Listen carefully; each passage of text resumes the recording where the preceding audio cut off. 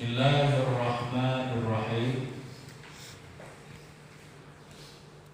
Pada pagi ini kita melanjutkan pengajian kita, yaitu tentang sholat sunat rawatib.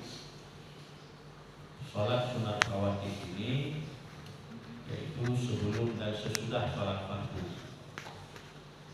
Jadi disunahkan bagi kita sebelum dan sesudah melaksanakan sholat fardu itu ada namanya sholat sunat sebelum dan sesudah.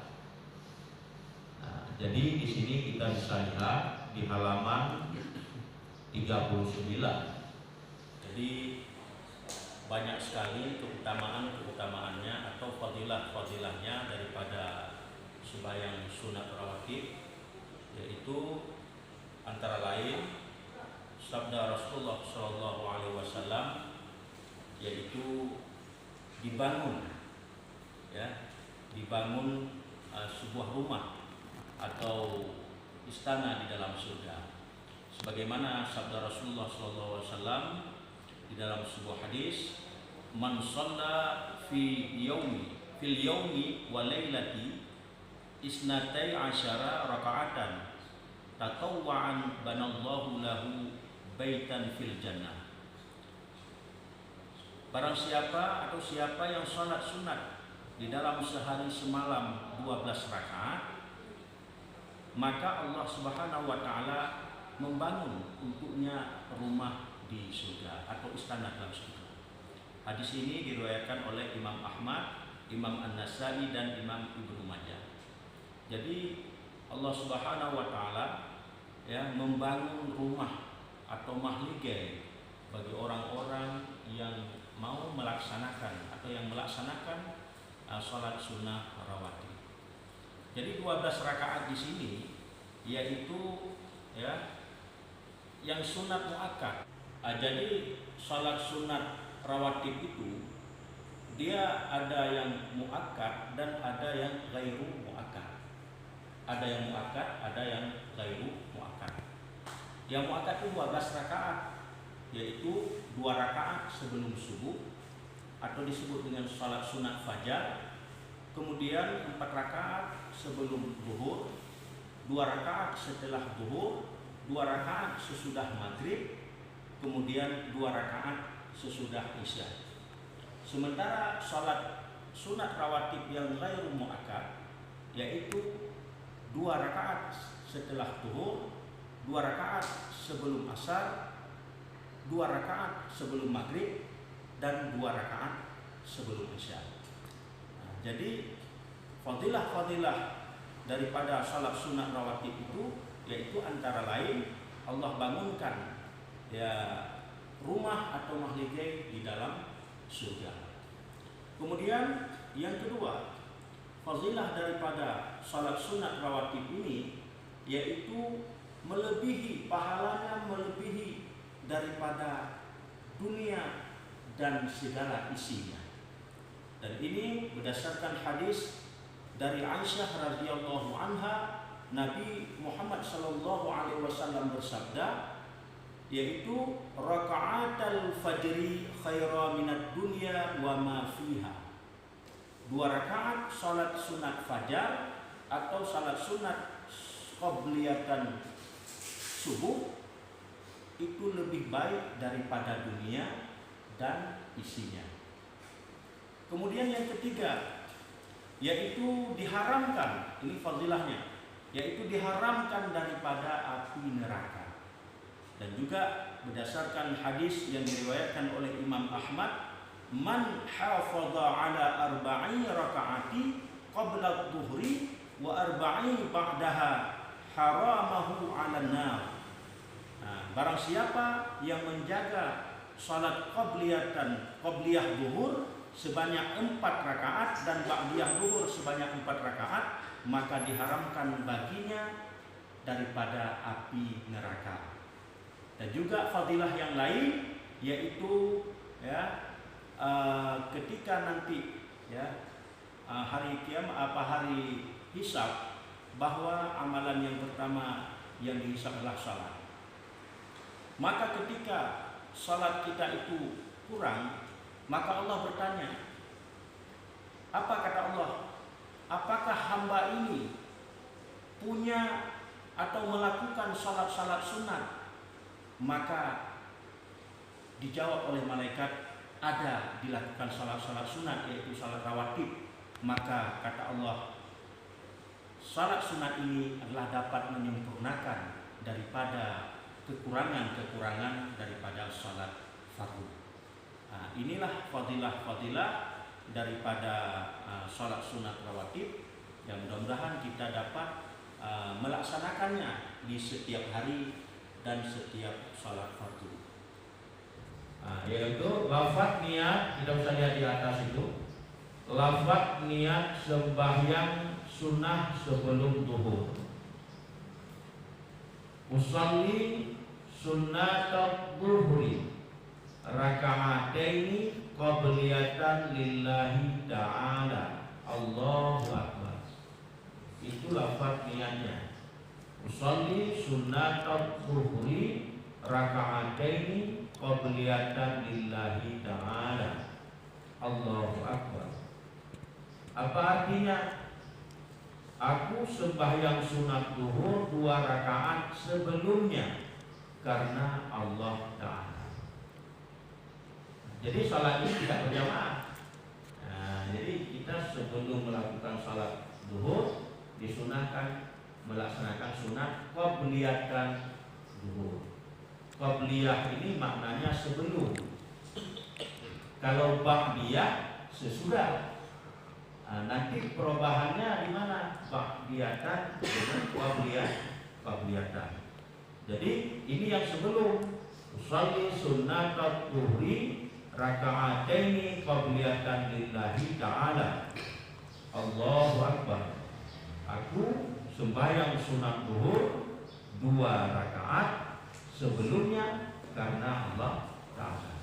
Jadi yang kita niat di dalam hati itu, sengaja aku sembahyang sunat zuhur, itu yang kita niatkan di dalam hati. Kemudian lafaz niat sembahyang sunat sesudah zuhur.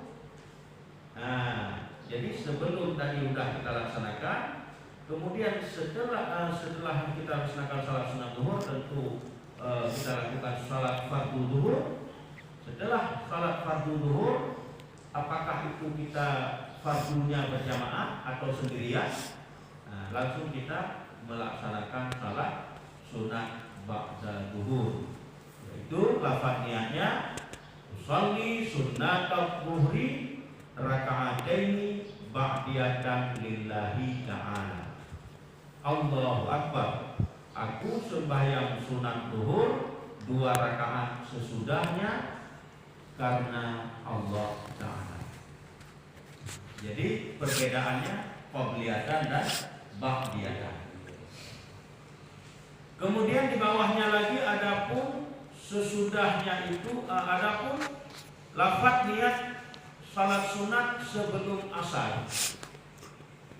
Jadi sebelum asar kita lakukan lagi salat sunat dengan lafaz niatnya usolli sunnatal asri raka'ataini qabliyatan lillahi ta'ala. Aku sembahyang sunat asar 2 rakaat sebelumnya karena Allah Ta'ala. Jadi sebelum asar kita laksanakan salat sunat qabliyah asar, usolli sunnatal asri raka'ataini qabliyatan lillahi ta'ala. Aku sembahyang sunat asar 2 rakaat sebelumnya karena Allah Ta'ala. Adapun sesudahnya itu tiada harus. Maknanya setelah salat asar itu ya tidak dilaksanakan salat sunat setelah asar. Jadi hanya di sebelumnya saja. Kemudian lafaz niat salat sunat sesudah maghrib. Yaitu usolli sunnatal maghribi raka'ataini ba'diyatan lillahi ta'ala. Allahu akbar. Aku sembahyang sunat maghrib 2 rakaat sesudahnya karena Allah Ta'ala. Jadi sesudah maghrib ya dilaksanakan salat sunat sesudahnya. Lalu sebelumnya bagaimana? Nah, memang di sini tidak ada lafaz niatnya, tapi boleh dilakukan salat sunat sebelum maghrib, juga boleh dilakukan, walaupun di sini tidak ada lafaz niat. Kemudian lafaz niat salat sunat, sembahyang sunat sebelum Isya. Usolli sunatal Isya'i raka'ataini qabliyatan lillahi ta'ala Allahu Akbar.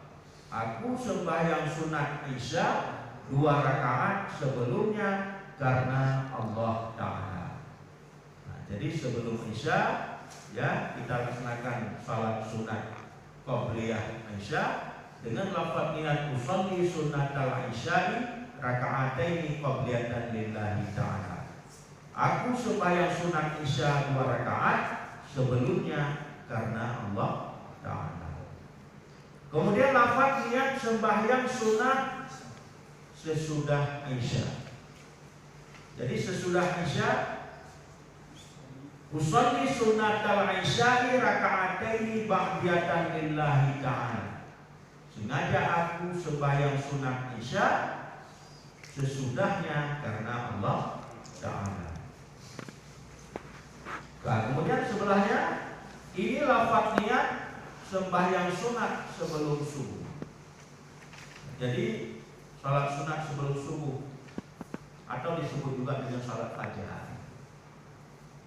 Jadi usolli sunnatas subhi raka'ataini lillahi ta'ala. Kalau kita tambah qabliyatan lillahi ta'ala boleh juga. Usolli sunnatas subhi raka'ataini lillahi ta'ala. Aku sembahyang sunat subuh 2 rakaat karena Allah Ta'ala. Jadi itulah lafaz niat sembahyang sunat sebelum dan sesudah. Kalau sesudah subuh itu tidak lagi dilaksanakan salat sunat sesudah subuh. Tapi kalau salat sunat lain boleh, misalnya kita salat hajat misalnya ya. Kemudian atau nanti waktu keluar matahari kita salat sunat Isra. Ada salat sunat Isra. Jadi pada saat matahari tinggi. Kemudian nanti pada saat matahari tinggi sekira-kira 2 galak itu baru kita masuki ke dalam sunat duha. Batas salat sunat duha itu sampai matahari di tengah. Jadi sebelum di tengah lah. Ya. Jadi itu batas salat duha. Kalau jam kita mungkin ya jam 11:30. Jadi itulah ya lafaz niat sembahyang sunat rawatib yang perlu kita lakukan ya dapat menyempurnakan kekurangan-kekurangan salat fardu kita. Kita harus memperbanyak salat-salat sunat, ibadah-ibadah sunat. Kenapa? Karena itu ya untuk penyempurnaan ibadah wajib kita. Kita nggak cukup dengan yang wajib. Yang penting kan saya 5 waktu jangan 3, betul. Tapi tambahlah amalan-amalan sunnah, ya, salat duha, salat tahajud, ya, salat sunat hajat dan lain sebagainya. Jadi itu untuk menambah